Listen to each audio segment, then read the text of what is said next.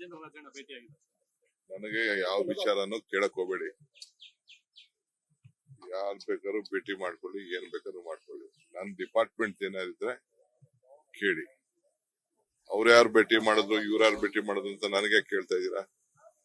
ಒಬ್ಬ chief minister ಮೇಲೆ ಎಲ್ಲಾ MLA ಭೇಟಿ ಮಾಡ್ತಾರೆ, MP ಭೇಟಿ ಮಾಡ್ತಾರೆ, ಸಾರ್ವಜನಿಕರು ಭೇಟಿ ಮಾಡ್ತಾರೆ, ಎಲ್ಲರನ್ನು ಭೇಟಿ ಮಾಡ್ತಾರೆ. ನನ್ನ ಎಲ್ಲ ಭೇಟಿ ಮಾಡ್ತಾರೆ.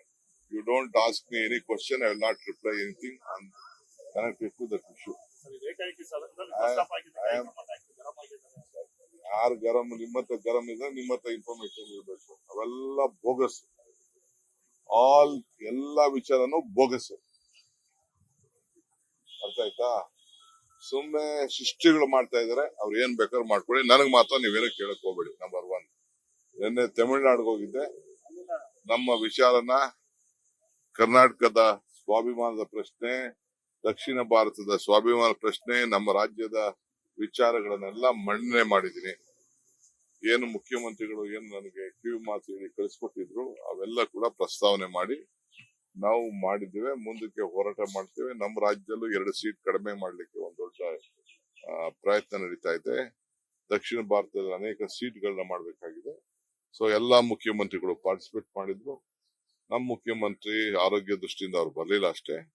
ಮಿಕ್ಕಿದೆಲ್ಲ ಕೂಡ ನಾವೆಲ್ಲ ಹೋಗಿ ಸರ್ಕಾರದ ಪರವಾಗಿ, ಪಕ್ಷದ ಪರವಾಗಿ ಏನ್ ಪ್ರತಿಪಾದನೆ ಮಾಡಬೇಕು ಮಾಡಿ ಬಂದಿದ್ದೇವೆ.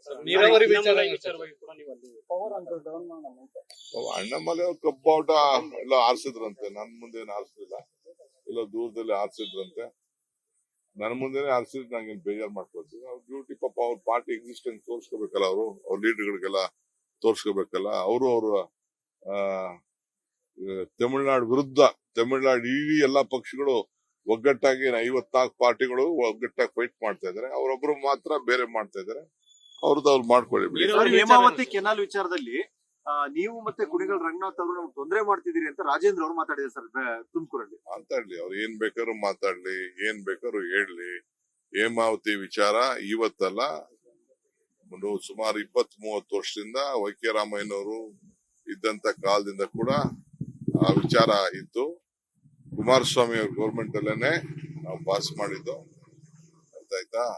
ಅದನ್ನ ಅವ್ರಿಗೆಲ್ಲ ನೀರು ಸಿಗ್ತಿರ್ಲಿಲ್ಲ. ಫೀಡರ್ ಚಾನಲ್ ಮಾಡಿದ್ದು. ಹಾಗೆ ಕೆಲಸ ಆಗ್ಬೇಕಾಯ್ತು. ಈಗ ಕೆಲಸ ನಡೀತಾ ಇದೆ. ದೆಹಲಿಗೆ